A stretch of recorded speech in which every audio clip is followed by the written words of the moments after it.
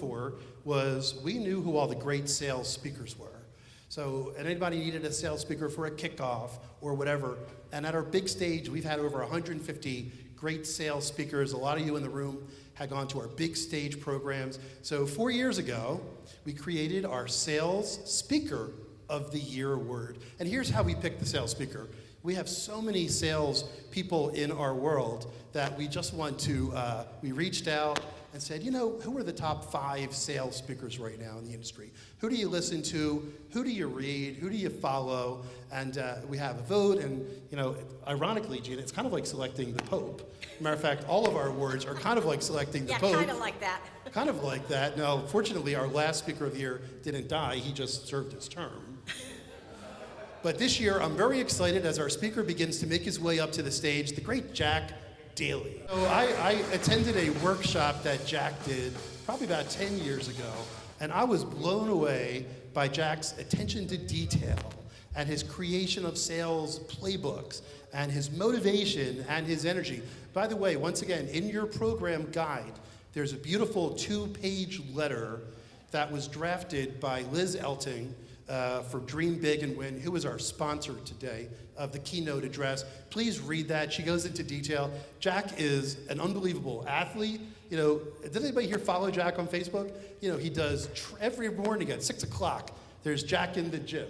And he's doing triathlons, and he's running, and he's doing all these motivational type things, and he's playing golf. And he's also from Philadelphia, which also gave, anybody else here from Philly? Besides my mom in the back? Oh, by the way, my mom is in the back. Mom? There you go. All right, that's a smattering, but it was too quick.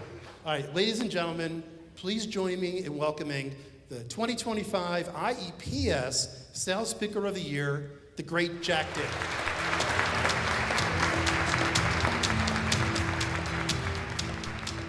So, I was born and raised in Philly, but I don't live there anymore. I live in Southern California. I boarded a plane at 6 a.m. yesterday, and there was weather in Dallas, just to let you know.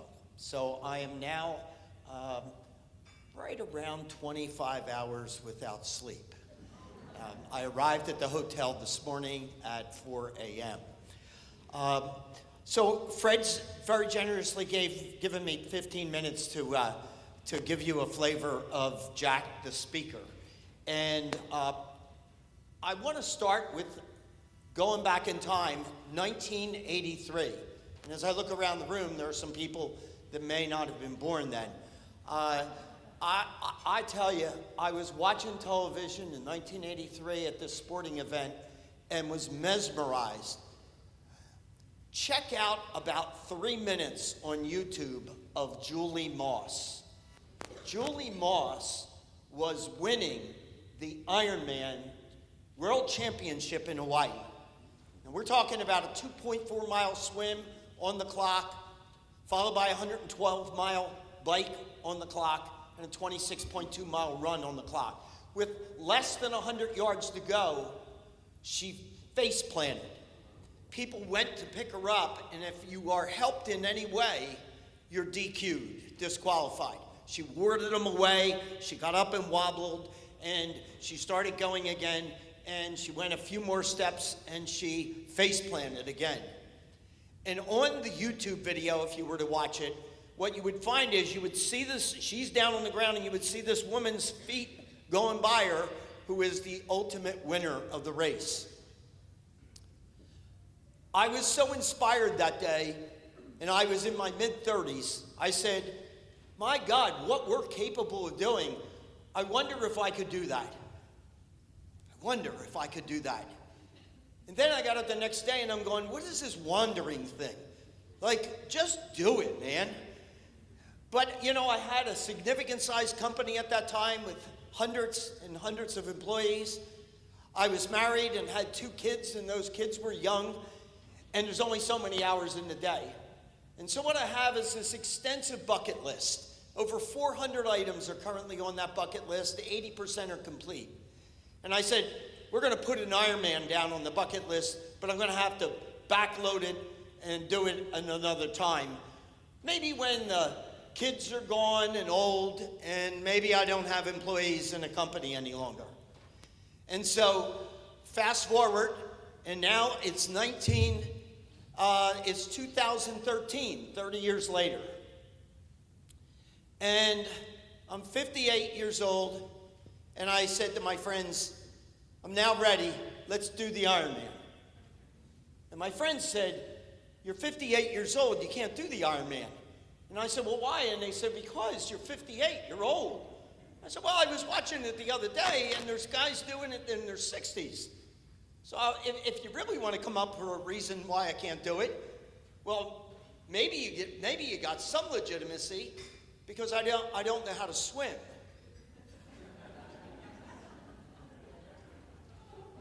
But if you've ever read the book Mindset by Carol Dweck, she'll talk to you about two different types of people: a fixed mindset person or a growth mindset person. And the fixed mindset person says, here's all the reasons why I can't do things.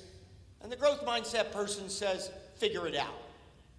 And so I hired a coach, and I practiced, and I did my first Ironman at 58 years old. Over the next 8 years, I changed my bucket list to say, I don't want to just do an Ironman, I want to do the Ironman World Championship in Hawaii. And that is a very difficult race to qualify for. And so, in 2013, October 12th, they draped this medal around my neck, and it was the Ironman World Championship medal.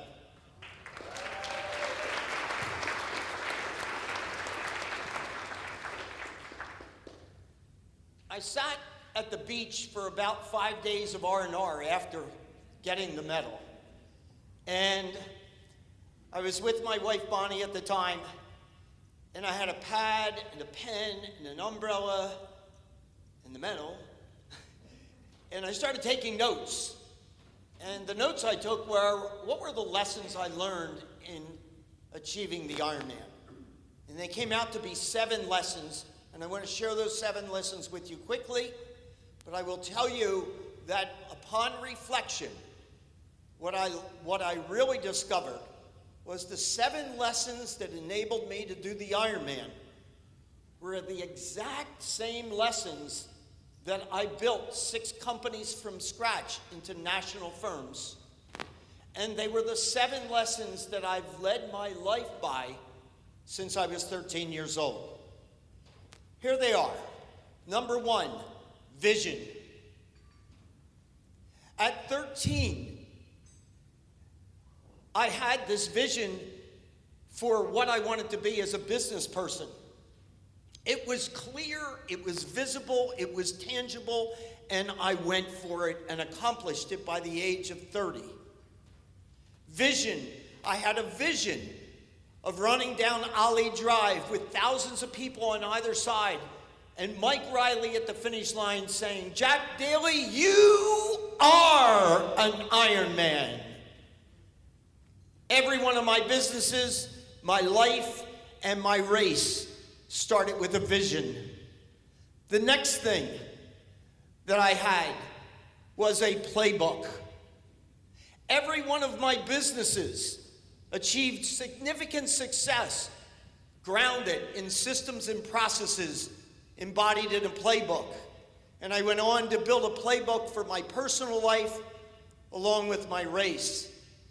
The third lesson that I learned was practice. Practice, practice, practice. And you know, when you think about the Ironman, it's really easy to think about, well, I bet you do have to practice a lot. But when we talk about sales, and you listen to Fred talk about that, and you talk about what his organization is providing to all of us, the very best thing that a salesperson can do to be great at their craft is practice. And if they're not practicing inside, then they're practicing outside on real deals. And no wonder we would see those low percentages in terms of achievement of their goals. The fourth lesson that I learned was measure, measure, measure. Things that get measured get done. Ever since I was 13 years old and interviewed successful people on what caused them to be successful, they told me that you had to have your goals in writing and to track and measure how you were doing. This is this year's. It was easy for me to bring it along because it's with me all the time. Every day of every month, I write down every single thing I do that relates to the personal goals that I have. I'm 76 years old, and I can tell you that I have my first one at 13 and every year since then. And when people see this and all the markings that I'm putting down in terms of what I'm doing, they're taken back. And yet I can tell you, when I was at the Ironman World Championship with 2,000 other elite athletes, I fell into the bottom quartile in terms of what I was measuring. Things that get measured get done. The fifth lesson that I learned was how important it is to have a coach. I have 5 coaches on my personal goals. They meet with me over lunch or dinner 4 times a year. That's 20 times a year. There isn't a month that goes by where someone isn't holding me accountable to what I said I wanted to do with my personal life. I have 3 coaches on my business, and I have 6 on my Ironman triathlon sport: a swim coach, a bike coach, a run coach, an overall triathlon coach, a strength coach, and a nutrition coach. 76 years old and 14 coaches helping me take it to the next level. And I say to you, how about you? The 6th lesson that I learned in doing this Ironman is really easy for you to understand, and that is, you better be fit. 140.6 miles on the clock. But I think what you all do in your business is a lot tougher than an Ironman.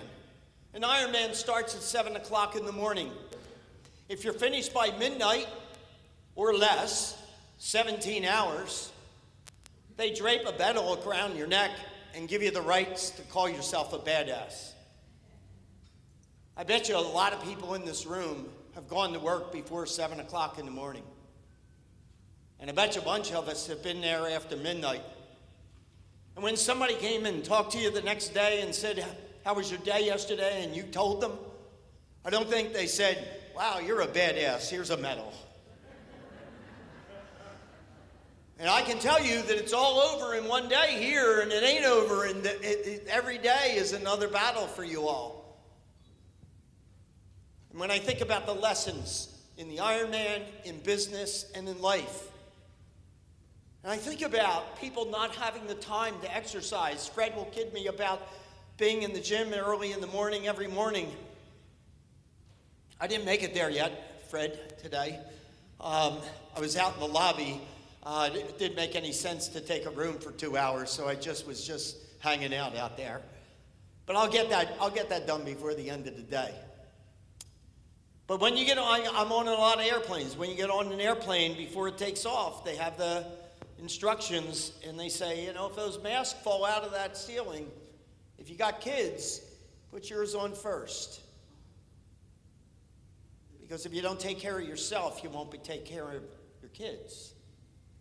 And so I've never understood people that don't prioritize their health. And then we come to 7. And the 7th lesson that I learned was the 6 inches between your ears. Call it growth mindset, call it grit, call it attitude. But all I know is this: while it's important on the sales side to understand systems, processes, strategies, and tactics, I can teach all of that.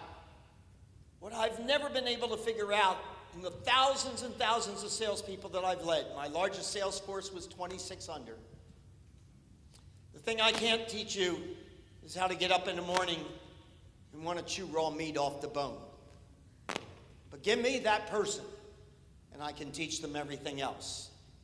So I don't know what your personal success in Ironman is, but I can tell you that if you were to take just those 7 out of this session with you, I think we made a difference here, Fred.